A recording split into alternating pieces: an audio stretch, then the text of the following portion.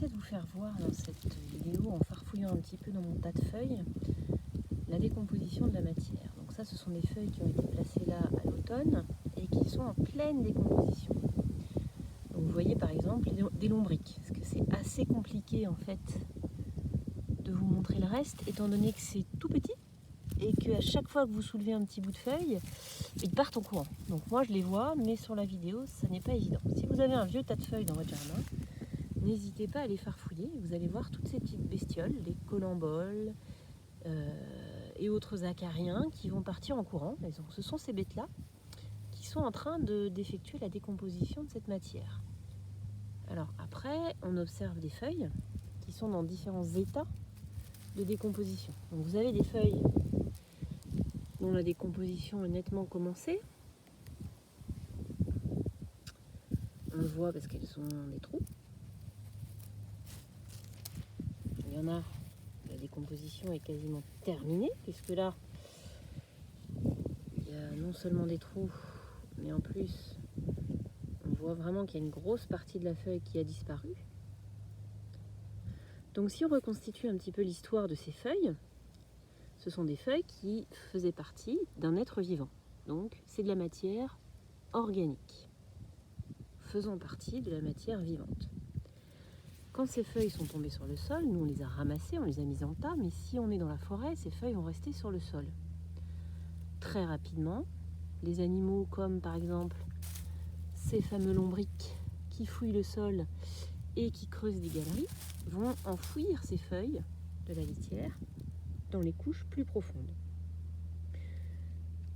Dans le même temps, des êtres vivants, de la microfaune, commenceront la décomposition, la dégradation en petits débris végétaux. Donc là, la décomposition est commencée. Lorsque ces feuilles vont se retrouver enfouies dans le sol, elles seront apportées des bactéries du sol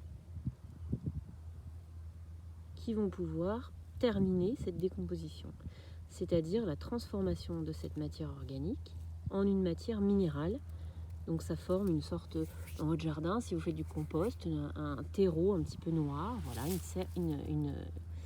une terre qui est très riche, que vous pouvez réutiliser dans votre potager par exemple.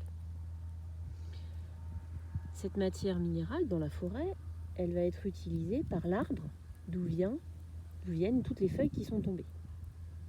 Donc cet arbre, il va utiliser cette matière minérale pour produire sa propre matière organique,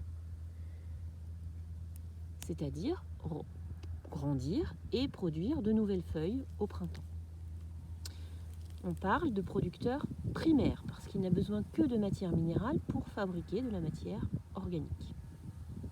En revanche, ces feuilles pourront être consommées par des chenilles, par exemple, qui sont des producteurs secondaires, c'est-à-dire que pour fabriquer leur matière organique, ils ont besoin de consommer de la matière organique provenant d'autres êtres vivants.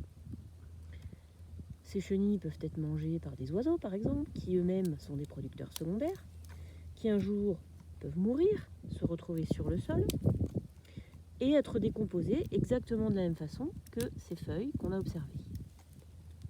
Et reformer alors une matière minérale qui pourra être consommée par les producteurs primaires.